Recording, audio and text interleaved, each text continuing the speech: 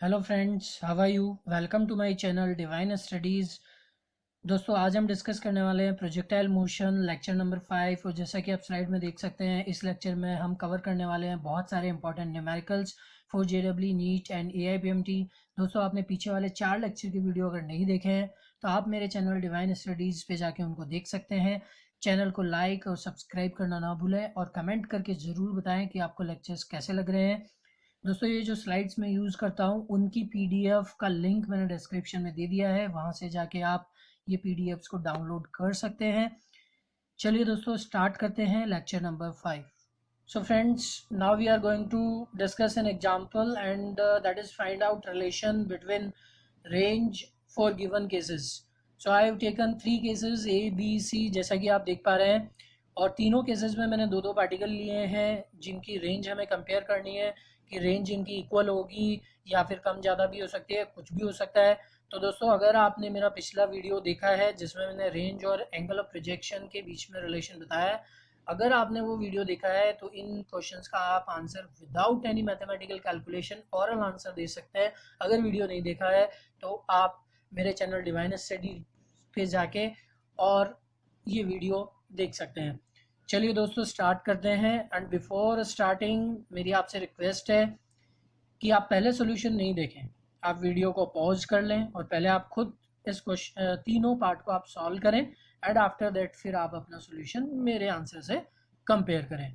तो चलिए दोस्तों, स्टार्ट करते हैं। सबसे पहले ए पार्ट से। तो ए पार्ट में जो दिया हुआ है, फर्स्ट पार्टिकल का एंगल ऑफ प्रोजेक्शन 33 डिग्री है एंड सेकेंड पार्टिकल का जो एंगल ऑफ प्रोजेक्शन है वो 52 डिग्री है। तो दोस्तों, मैंने बताया था कि एंगल ऑफ प्रोजेक्शन अगर 45 डिग्री हो तो रेंज जो होती है वो मैक्सिमम होती है, या फिर हमारा एंगल जितना पास में होगा 45 डिग्री के तो रेंज हमारी उतनी मैक्सिमम के पास में होगी। ठीक है दोस्तों, तो फर्स्ट पार्टिकल के लिए डिफरेंस देखते हैं हम सबसे पहले। 45 डिग्री और 33 डिग्री में क्या डिफरेंस है? 45 डिग्री माइनस 33 डिग्री, तो दोस्तों ये आएगा हमारे पास 12 डिग्री। ठीक है, ये फर्स्ट पार्टिकल की बात हो रही है। अगर मैं बात करूँ सेकंड पार्टिकल की, तो सेकंड पार्टिकल में जो डिफरेंस है एंगल्स के बीच में दोस्तों वो है 55 degree, that is angle of projection. Sorry, 42 degree है यहाँ पर, तो 42 डिग्री माइनस 45 डिग्री, और दोस्तों वो होगा मेरे पास 7 डिग्री। ठीक है दोस्तों, तो क्लियरली हम यहाँ से देख सकते हैं कि जो डिफरेंस है वो सेकेंड पार्टिकल के लिए कम है, यानी कि सेकेंड पार्टिकल का जो एंगल है वो 45 डिग्री के ज़्यादा पास में है, और जो फर्स्ट पार्टिकल है उसका एंगल 45 डिग्री से थोड़ा ज़्यादा दूर है, तो इसका मतलब 7 डिग्री 12 डिग्री। तो ऑब्वियसली जो रेंज होगा वो सेकेंड पार्टिकल के लिए R2 will be greater than R1। Okay friends, तो ये हुआ हमारा पार्ट ए। नेक्स्ट अगर हम बात करें पार्ट बी की, तो सेम प्रोसीजर हम फॉलो करेंगे। सबसे पहले मैं डिफरेंस देखता हूँ फर्स्ट पार्टिकल के लिए।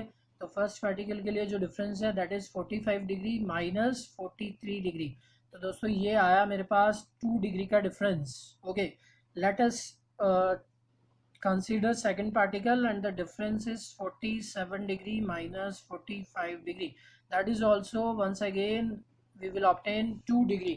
That's why दोनों इक्वली, एक का एंगल 45 डिग्री से कम है और दूसरे का 45 डिग्री से ज़्यादा है, लेकिन जो डिफरेंस है वो दोनों केसेस में 2 डिग्री का है। That's why friends R1 is equal to R2। दोनों रेंज, दोनों पार्टिकल्स के लिए रेंज इक्वल होगी। तो दोस्तों आप देख रहे हैं कि हमने कोई मैथमेटिकल कैलकुलेशन नहीं किया और विद इन सेकेंड्स हमने बिल्कुल एक क्वेश्चन को सॉल्व कर दिया। तो दोस्तों नेक्स्ट सी पार्ट को भी इसी तरीके से हम सॉल्व कर लेंगे। तो सी पार्ट के अंदर सबसे पहले मैं फर्स्ट पार्टिकल की बात करूं, that is 45 degree minus 34 degree. तो इसका जो डिफरेंस है वो 11 डिग्री का है दोस्तों, और सेकंड पार्टिकल का जो डिफरेंस है that is 55 degree minus 45 degree. तो दोस्तों ये जो डिफरेंस है वो है 10 डिग्री का। So obviously 10 degree is less than 11 degree, that's why R2 जो होगा वो ज़्यादा बड़ा होगा R1 से। सो R2 is greater than R1। So friends, हमने तीनों पार्ट, इस क्वेश्चन के तीनों पार्ट हमने इजीली सॉल्व कर लिए हैं। आई होप इसमें आपको कोई तकलीफ नहीं होगी, आपको समझ आया होगा। So let us start second numerical in this slide. तो सेकंड न्यूमेरिकल है हमारे पास, find speed when particle makes 37 degree with horizontal first time। अब यहाँ पर ये मैंने फर्स्ट टाइम क्यों लिखा है, इसके पीछे कुछ रीजन है। मतलब फर्स्ट टाइम लिखा है, इसका मतलब सेकंड टाइम या थर्ड टाइम भी हो सकता है 37 डिग्री। तो दोस्तों इसका आंसर है यस। अभी कैसे होगा वो मैं आपको यहाँ पर एक्सप्लेन करता हूँ। मैं फिर से आपसे रिक्वेस्ट करता हूँ कि इस क्वेश्चन को सॉल्यूशन आप पहले नहीं देखें, वीडियो पॉज करें, आप खुद इसको ट्राई करें, आफ्टर दैट आप अपने सॉल्यूशन को मैच कर सकते हैं। तो देखिए दोस्तों ये क्वेश्चन कैसे सॉल्व होगा। देखिए यहाँ पर एंगल ऑफ प्रोजेक्शन 53 डिग्री है एंड वेलोसिटी ऑफ प्रोजेक्शन जो है वो 50 मीटर पर सेकंड है।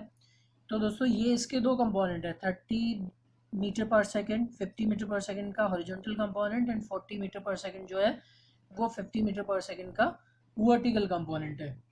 ओके फ्रेंड्स, तो आप ये कह सकते हैं कि 50 मीटर पर सेकंड जो है उसके ये दो बच्चे हैं, एक वाई एक्सिस के अलोंग, एक एक्स एक्सिस के अलोंग, एकदम देसी भाषा में हम समझे। और 50 मीटर पर सेकंड है वो इन दोनों का बाप है। ठीक है दोस्तों, अब ये बाप बेटे का रिलेशन ऐसा है कि जो इनका बाप है वो बड़ा ही तेज है। वो क्या करता है कि जो बेटा इसका ज़्यादा स्ट्रोंग होता है ये उसी की साइड ले लेता है या उसकी तरफ उसका झुकाव ज़्यादा हो जाता है। तो दोस्तों होगा क्या कि हम जानते हैं कि हॉरिजॉन्टल वेलोसिटी जो है 30 मीटर पर सेकंड, ये तो कभी चेंज होती नहीं है, ये तो कांस्टेंट रहने वाली है। लेकिन 40 मीटर पर सेकंड ग्रेविटी की वजह से कम होती जाएगी। तो जब ये कम होती जाएगी, जब ये 30 डिग्री से कम हो जाएगा 40 मीटर पर सेकंड, तो क्या होगा कि 50 मीटर पर सेकंड का झुकाव इधर होता जाएगा, क्योंकि ये तो कम होगा नहीं, ये कम होता रहेगा 40 मीटर पर सेकंड। तो 50 मीटर पर सेकंड का झुकाव इधर होता रहेगा। इसका मतलब 53 डिग्री जो एंगल है वो कम होता जाएगा। कम होते होते एक पॉइंट ऐसा आएगा जहाँ पर जो वेलोसिटी है यानी जो बाप वेक्टर है उसका हॉरिजॉन्टल से जो एंगल होगा वो 37 डिग्री हो जाएगा दोस्तों।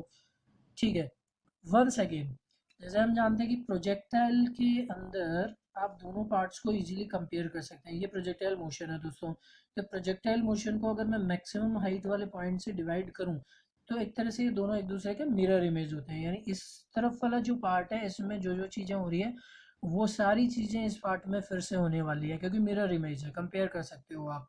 ये मैक्सिमम हाइट वाला पॉइंट है यहाँ पर। ठीक है दोस्तों, तो होगा क्या, मैक्सिमम हाइट पर जो मेन वेलोसिटी होती है v, वो हॉरिजॉन्टल हो जाती है कम्प्लीटली, क्योंकि वर्टिकल कंपोनेंट इसका जीरो हो जाता है यहाँ पर। ये पहले भी हम डिस्कस कर चुके हैं। ठीक है दोस्तों, तो होगा क्या कि मैक्सिमम हाइट के बाद में जो इसका जो बेटा जो जीरो हो गया था वाई डायरेक्शन में, उसका पुनर्जन्म होगा मैक्सिमम हाइट के बाद में, और फिर से वो जन्म लेगा और वो बढ़ता जाएगा। जैसे जैसे वो बढ़ता जाएगा तो वो जो v वेलोसिटी का कंपोनेंट है उसको अपनी तरफ यानी नीचे की तरफ खींचता जाएगा। तो ऐसा करते करते एक पॉइंट फिर से आएगा जहां पर v वेलोसिटी वेक्टर का हॉरिजॉन्टल से एंगल होगा 37 डिग्री। ठीक है दोस्तों, ये तो ये चीज़ें दो बार होगी। तो हमें क्वेश्चन में पूछा गया फर्स्ट टाइम जब ऐसा होगा तो v कितना होगा। मैं तो कहता हूँ सेकंड टाइम में भी पूछे तो आंसर सेम होगा, क्योंकि मैंने आपको पहले ही बोला कि जो चीज़ यहाँ पर होगी वही चीज़ उतनी ही दूरी पे इधर भी होगी, क्योंकि मिरर इमेज है। क्या है दोस्तों, मिरर इमेज है। तो एक तरीके से दोनों पार्टिकल्स के लिए ही या सॉरी दोनों पॉइंट्स के लिए हमारे पास जो v होगा वो सेम होगा। चलिए दोस्तों कैसे इसको फाइंड आउट करते हैं देखते हैं। तो एक चीज़ मुझे समझ में आती है कि जो हॉरिजॉन्टल कंपोनेंट होता है वेलोसिटी का वो कभी भी चेंज नहीं होता है। तो कभी भी चेंज नहीं होता है तो अभी भी चेंज नहीं होगा। कहने का मतलब कभी भी चेंज नहीं होता है तो यहाँ और यहाँ चेंज नहीं होगा। अब इसको हम कंपेयर कर लेते हैं कि यहाँ पर v है, तो v का जो कंपोनेंट है वो 30 मीटर पर सेकंड है यहाँ पर, और यहाँ पर भी इनिशियल वेलोसिटी का जो कंपोनेंट है वो 30 मीटर पर सेकंड है। तो कहने का मतलब v का जो कंपोनेंट है v cos 37 डिग्री वो 30 मीटर पर सेकंड के इक्वल होना चाहिए। तो दोस्तों ये v की यहाँ से जो वैल्यू है वो हम इजीली फाइंड आउट कर सकते हैं, and that is equal to 75 divided by 2 metre per second. Okay दोस्तों, तो मैं फिर से आपको बता दूं कि सेकंड पॉइंट पर भी वही होगी वेलोसिटी। वेलोसिटी का मैग्नीट्यूड वही होगा, डायरेक्शन चेंज हो जाएगी, क्योंकि अभी 37 डिग्री ऊपर की तरफ है वेलोसिटी का डायरेक्शन, अभी हॉरिजॉन्टल से पॉइंट 2 पर वेलोसिटी का डायरेक्शन 37 डिग्री डाउनवर्ड डायरेक्शन है। लेकिन इनके जो मैग्नीट्यूड है वो सेम रहेंगे दोनों पॉइंट्स पर। तो ये हमारे पास वेलोसिटी का आंसर आ गया है। So friends, next we are going to discuss an example which is related to previous numerical. जो प्रीवियस न्यूमेरिकल हमने किया उसी से रिलेटेड है नेक्स्ट जो भी हम अभी सॉल्व करने जा रहे हैं जो न्यूमेरिकल।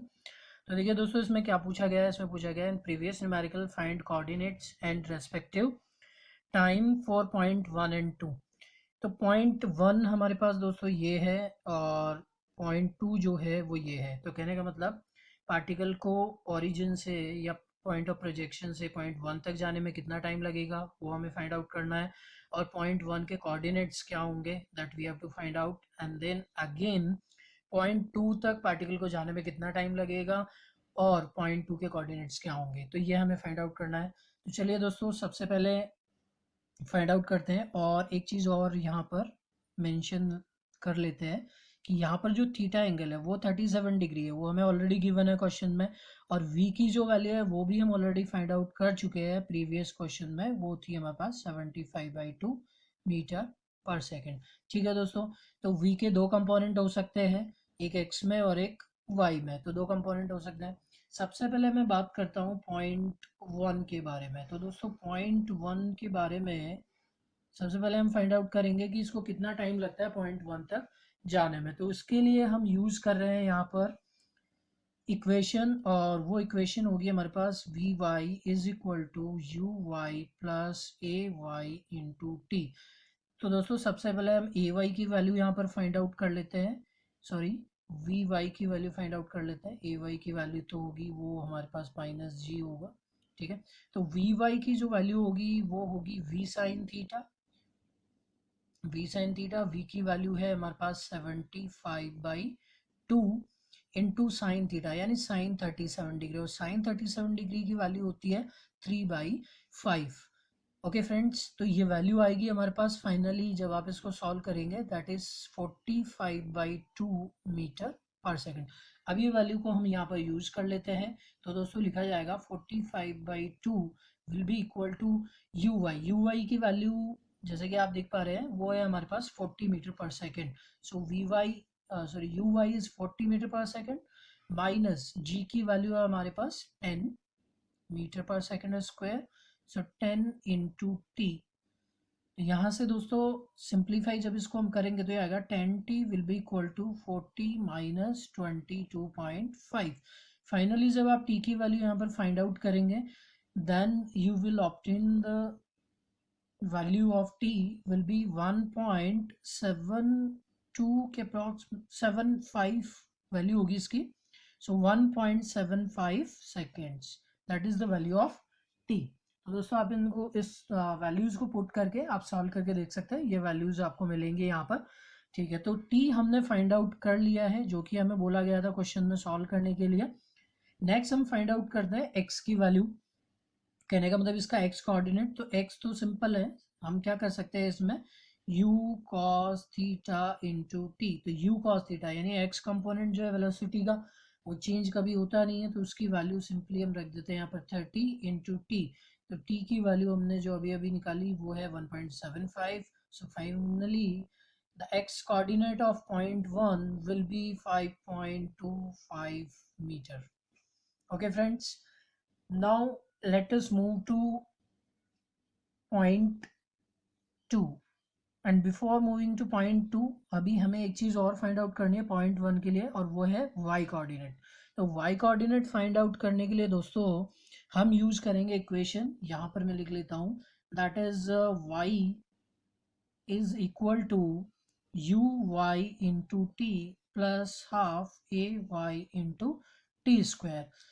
तो फ्रेंड्स इसको यहाँ पर मैं लिख के वैल्यूज पुट कर लेता हूँ। So y will be equal to U Y की वैल्यू मेरे पास 40 इंटू टी, टी की वैल्यू हम निकाल चुके हैं that is 1.75 minus half into 10 into 1.75 का होल स्क्वायर।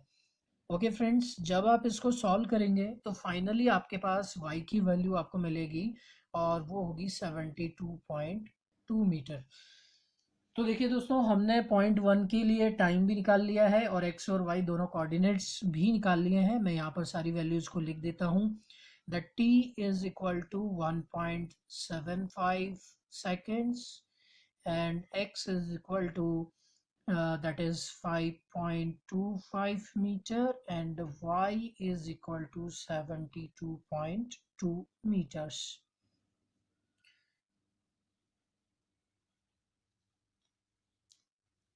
y को हम यहाँ लिख लेते हैं, that is y is equal to 72.2 metre.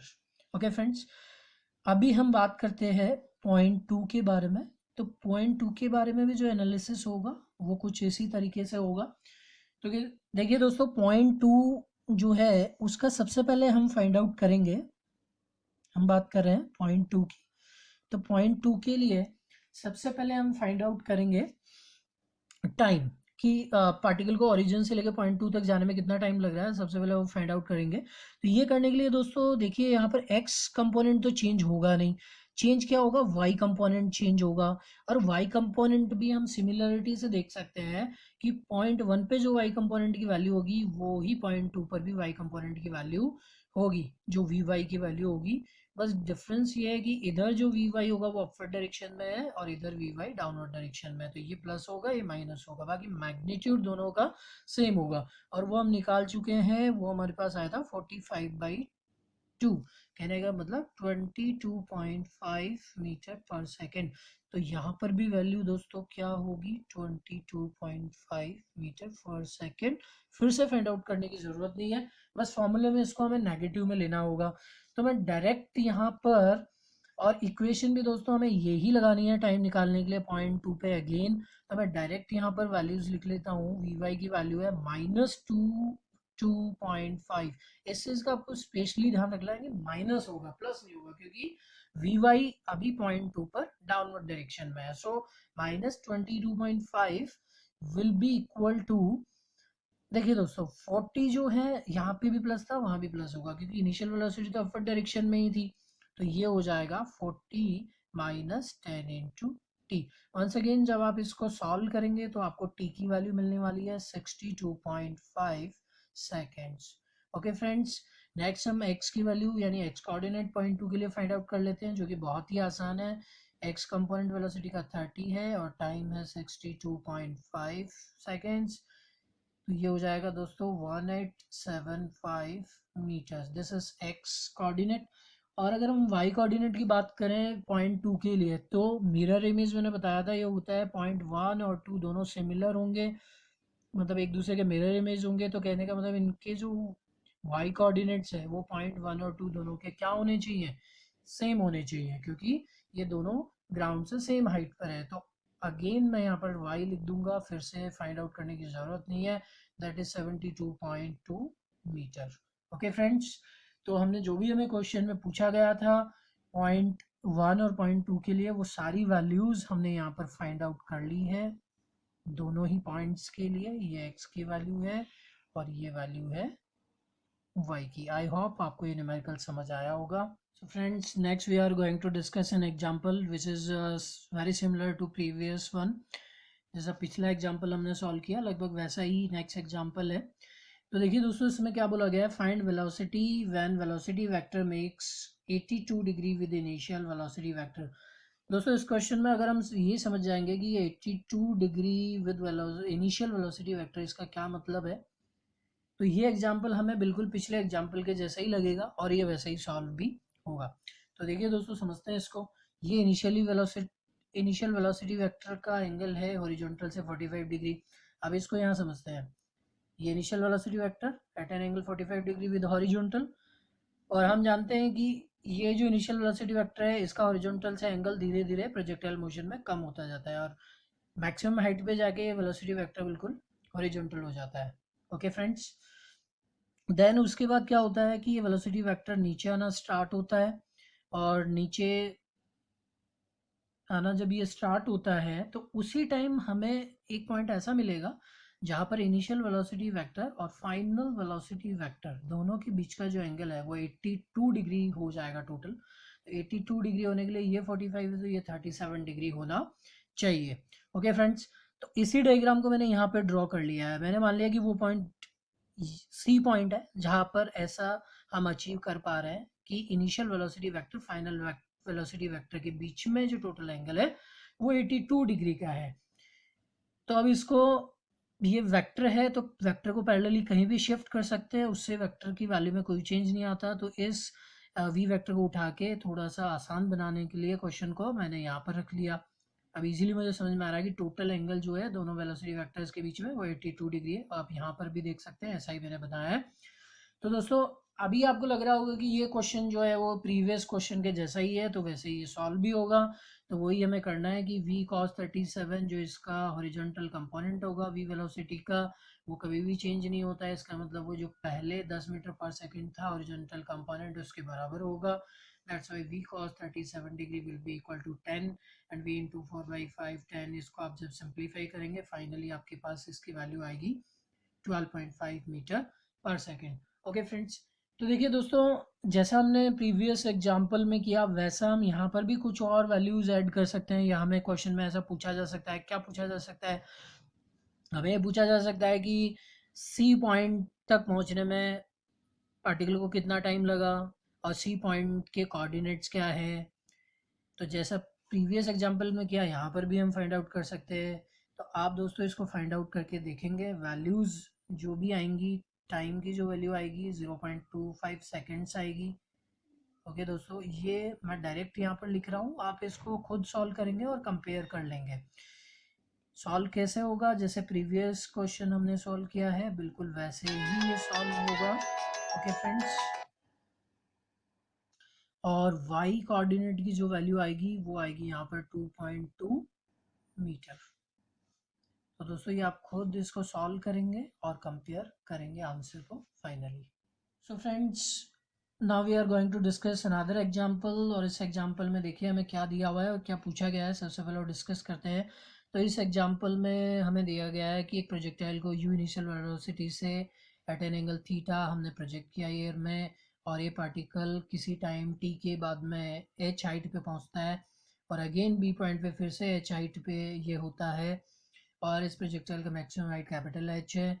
हमें पूछा गया दोस्तों इस क्वेश्चन में कि ए से बी तक जाने में प्रोजेक्टाइल को कितना टाइम लग रहा है, और उस टाइम की जो वैल्यू है वो हमें स्मॉल एच और कैपिटल एच की टर्म्स में फाइंड आउट करनी है। तो देखिए दोस्तों, इस क्वेश्चन को ईजिली सॉल्व करने के लिए मैं ऐसा करता हूँ कि इस पूरे प्रोजेक्टाइल को कंसिडर नहीं करके, और मैं सिर्फ इसमें ए से बी के बीच में जो प्रोजेक्टाइल मोशन बन रहा है उसी मोशन को मैं कंसीडर करता हूँ।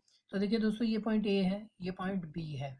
अगर मान लीजिए कि मुझे यहाँ पर यू वाई पता चल जाए ए पॉइंट के लिए, ठीक है दोस्तों, तो time of flight find out करने का फॉर्मूला तो हम जानते हैं, वो होता है हमारे पास T is equal to 2u(y) divided by G.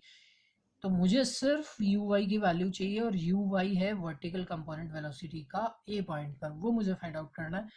तो वो फाइंड आउट करना कोई मुश्किल काम नहीं है। ए पॉइंट पे हमें फाइनल वेलोसिटी चाहिए वर्टिकल डायरेक्शन में, ए पॉइंट पर वी वाई ए चाहिए। तो जो वी वाई ए होगा दोस्तों वो ही हमारे लिए यू वाई हो जाएगा, जब हम प्रोजेक्टाइल मोशन ए से बी के बीच में कंसिडर करेंगे। तो देखिए दोस्तों, इसको किस तरीके से हम फाइंड आउट करेंगे, तो ये चीज़ बहुत ही आसान है। आप क्या करें, यहाँ पर थर्ड इक्वेशन हम यूज कर लेते हैं, V Y square is equal to U Y square plus 2ay(s). ठीक है दोस्तों, तो वी वाई की वैल्यू वो तो हमें फाइंड आउट करनी है। यहाँ पर वी वाई ए इसको मैं लिख सकता हूँ, that is equal to U Y. तो यू वाई ऑब्वियसली मेरे पास होगा यू साइन थीटा, तो ये हो जाएगा यू साइन थीटा का square minus 2g small H. Okay friends, तो यहाँ से मुझे जो मिल रहा है वी वाई ए, जो कि मेरे लिए यू वाई हो जाएगा बाद में, और इसकी वैल्यू है दोस्तों मेरे पास, that is U square sine square theta minus 2g(h). लेकिन दोस्तों हमें क्वेश्चन में वो बोला गया है कि हमारा आंसर जो होना चाहिए वो स्मॉल एच और कैपिटल एच के टर्म्स में ही होना चाहिए, तो उसको हम बाद में कन्वर्ट करेंगे। सबसे पहले मैं टाइम ऑफ फ्लाइट की जो वैल्यू है या ए से बी के बीच में जो टाइम लग रहा है उसको हम लिख देते हैं यहाँ पर t इज इक्वल टू 2, और यू वाई की वैल्यू हम फाइंड आउट कर चुके हैं, that is U square sine square theta minus 2gh. Okay friends, divided by g. So that is the value of time taken by the particle between points A and B. अब इसको हम convert करते हैं maximum height और small as के terms में। तो पहले मैं लिख दूं कि मैक्सिमम हाइट का जो फॉर्मूला होता है हमारे पास, तो दोस्तों वो होता है h is equal to U square sine square theta divided by 2g।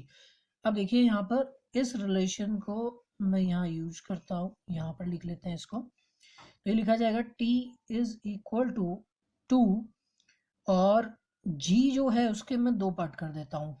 एक रूट जी मैं बाहर लिख लेता हूँ, जी रूट जी इंटू रूट जी लिख सकता है इसको, और एक को मैं जो है इसको अंदर ले लेता हूँ।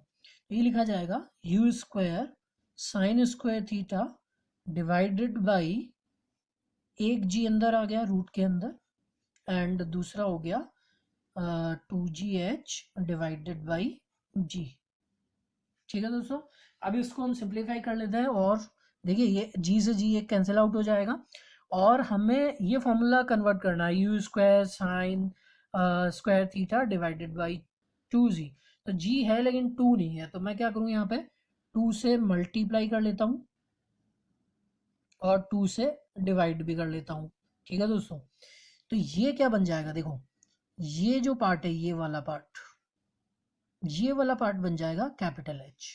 लिख लेते हैं इसको, t is equal to 2 divided by root G and in bracket it is 2 जो बाहर है एज इट इज रहेगा एंड कैपिटल H माइनस एक 2h यहाँ से भी बच गया हमारे पास स्मॉल h। ठीक है दोस्तों, और इसको अच्छे से सिंप्लीफाई कर लेते हैं। ये 2 को अंदर ले लेते हैं और इधर से 2 दोनों में से कॉमन ले लेते हैं। 2 अंदर जाएगा तो 4 बनेगा और एक 2 अंदर से दोनों में से कॉमन आएगा तो ये बन जाएगा 8 और रूट जी भी अंदर चला जाएगा। तो दोस्तों फाइनली मेरे पास जो आंसर आएगा वो आएगा 8 डिवाइडेड बाई जी को मैंने रूट में अंदर ले लिया है and h minus h। So this is the value of time taken by the particle in traveling between point A and B, जो हमें क्वेश्चन में पूछा गया था। ये हमारा फाइनल आंसर है।